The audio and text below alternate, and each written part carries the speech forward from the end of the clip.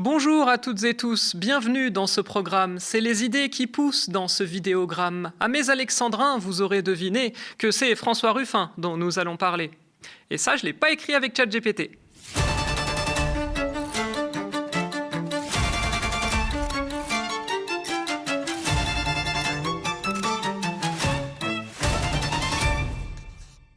Bonjour et bienvenue dans C'était pas mieux avant, votre émission dans laquelle on revient sur des personnalités et des événements marquants de l'histoire politique de la France et du monde. Et bon, je vous avoue, j'en ai marre, moi, je traite que de gens de gauche dans cette émission, j'ai envie de parler d'une personne de droite. Quand est-ce que c'est qu'on parle d'un gros racelard ?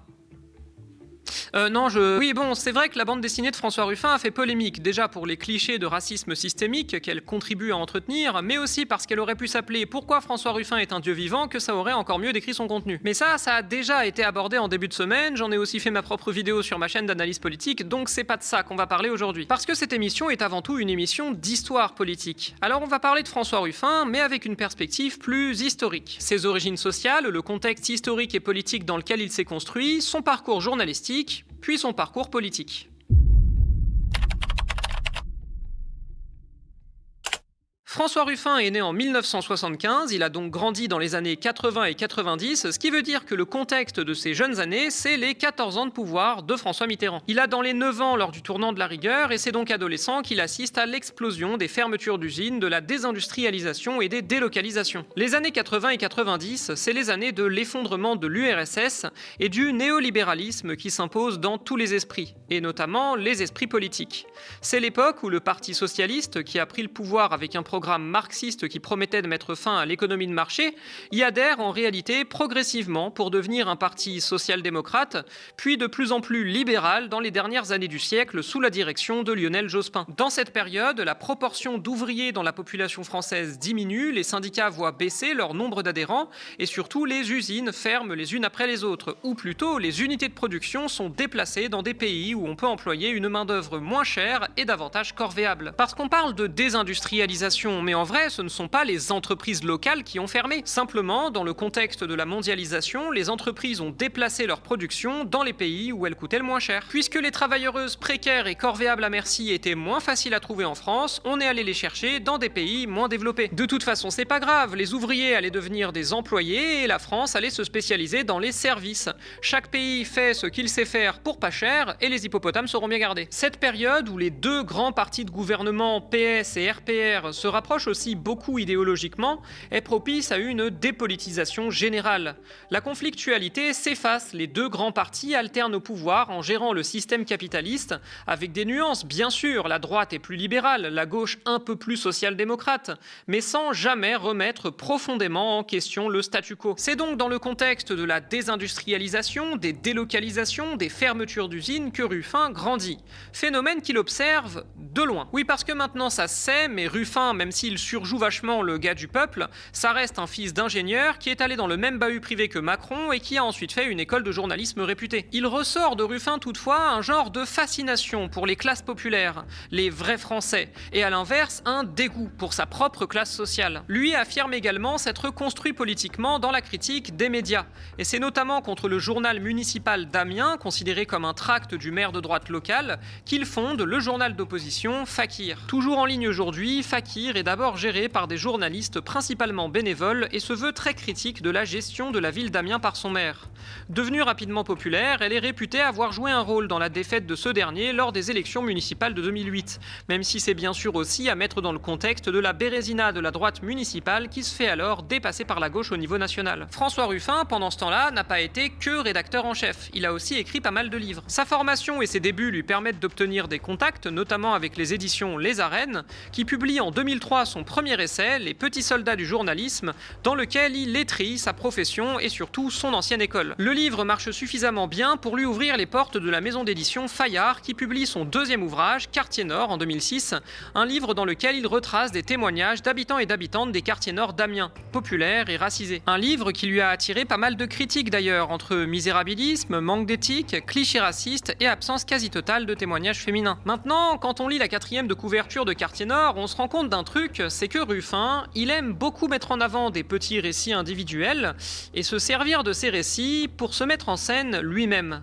Même s'il dénonce les inégalités sociales entre les quartiers populaires d'Amiens et le reste de la ville, il le fait aussi en se mettant en avant lui et en présentant son livre comme un genre de roman d'aventure mais dans la vraie vie. Et ça devient rapidement constitutif du personnage et du style Ruffin, notamment quand, au début des années 2010, il prépare son premier film. Au début des années 2010, la revue Fakir de Ruffin a bien grandi et a désormais un tirage national. Ruffin commence à être connu grâce à ses livres qui se vendent bien, mais il n'a pas non plus passé le mur du son. Cet état de fait change du tout au tout avec la sortie de son premier film, conçu avec l'aide des équipes de Fakir et aussi avec l'assistance de sa compagne de l'époque, Merci Patron. Produit avec un budget de 150 000 €, c'est-à-dire pas tant, même pour un documentaire, il est à la fois un documentaire et une histoire. Là encore, on se retrouve face à un genre de film d'aventure en conditions réelles, dont François Ruffin est le héros. Dans sa première partie, Ruffin se déguise en grand fan de Bernard Arnault pour critiquer avec ironie les pratiques prédatrices du milliardaire, qui a racheté des entreprises entières produisant en France pour mieux délocaliser toute la production dans les années 90 et 2000 vers des pays moins chers comme la Pologne.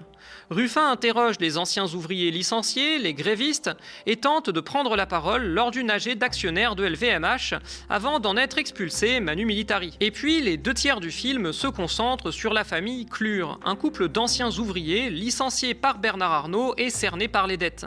En se faisant passer pour leur fils, François Ruffin menace de transmettre l'histoire des Klur aux médias pour discréditer LVMH et Bernard Arnault. En réaction, Arnault envoie un émissaire pour négocier avec les Klur un chèque de plusieurs dizaines de milliers d'euros en échange de leur silence. Sauf que Ruffin a tout filmé en caméra cachée et que ça donne un film qui fait un carton d'entrée en France et est même considéré comme l'un des déclencheurs du mouvement social Nuit debout, dont François Ruffin devient l'un des porte-parole. Merci Patron est moins conçu comme un film documentaire classique que comme un film d'aventure dont le protagoniste est François Ruffin. Il enquête, il rencontre, il se déguise, il sauve une famille en détresse de la banqueroute, il montre un peu sa vie de famille, sa vie à lui, il est réellement un personnage, le héros de sa propre histoire.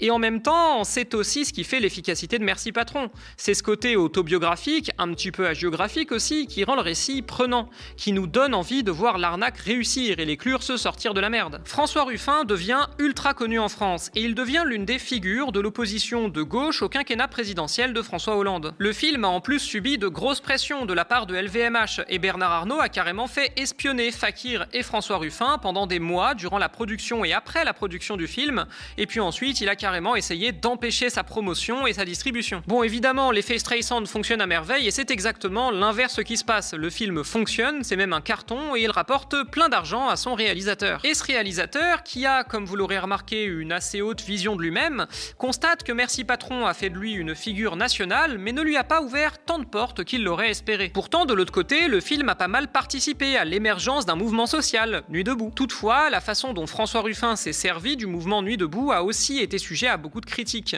On lui a notamment reproché de s'être approprié la paternité du mouvement et de s'en être servi pour faire sa promo et celle de son film. Avec succès, puisqu'il décide d'utiliser sa notoriété pour se lancer en politique en amont de l'élection présidentielle de 2017.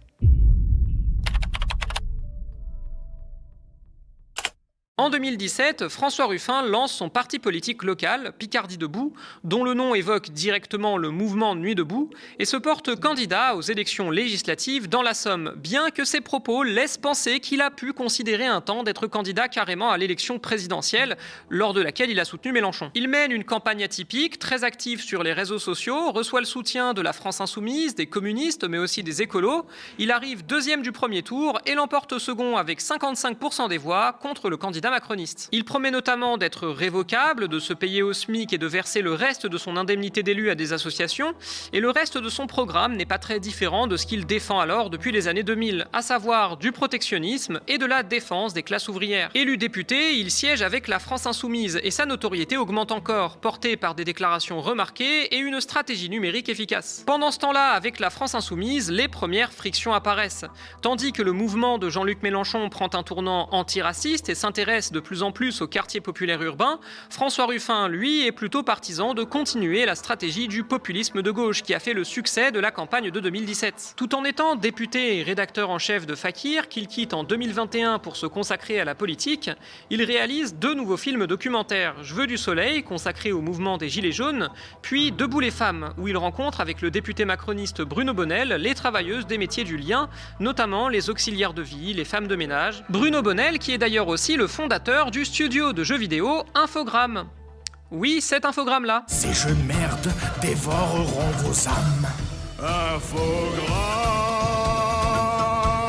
Comme quoi tout se recoupe. Bon, ces 2 nouveaux films ne connaissent pas le même succès que Merci Patron, et Ruffin ne devient pas le Michael Moore français. Mais malgré tout, ça contribue à accroître son aura. Alors certes, il y a des polémiques, comme son refus de participer à une marche contre l'islamophobie en 2019. Polémique qui le suit aujourd'hui encore, pour une fois qu'on n'a pas la mémoire courte. Puis il y a aussi son misérabilisme et sa fétichisation des classes populaires. La vidéaste Clémentine Meyer, de la chaîne Cinéma et Politique, qui parlait de Ruffin dans un article paru pas plus tard que la semaine dernière, expliquait que Ruffin pratiquait ce qu'elle appelle le cosplay prolo. Ruffin se déguise en l'archétype du gars du peuple. Il met des vêtements de ville, il fait ses courses chez Carrefour, il fait le plein de sa Citroën, bref, il se met en scène comme un type populaire, normal. Un gars du peuple qu'il n'est pas vraiment, parce que qu'il le veuille ou non, François Ruffin appartient à la petite bourgeoisie intellectuelle. Mais ça ne l'empêche pas de se donner cette image de Robin des Bois, le héros qui protège les pauvres prolétaires contre les méchants patrons. Il envisage d'ailleurs de plus en plus, de manière beaucoup plus concrète cette fois, de se porter candidat à l'élection présidentielle de 2022, même s'il finit par soutenir Jean-Luc Mélenchon une seconde fois. Néanmoins, il ne croit pas vraiment dans les chances de victoire de Jean-Luc Mélenchon, et il commence au contraire à s'envisager de plus en plus lui-même comme un potentiel président. Ce qui serait presque drôle s'il y arrivait, parce que ça validerait la théorie comme quoi pour être président et de gauche en France, il faut s'appeler François. Critère numéro 1.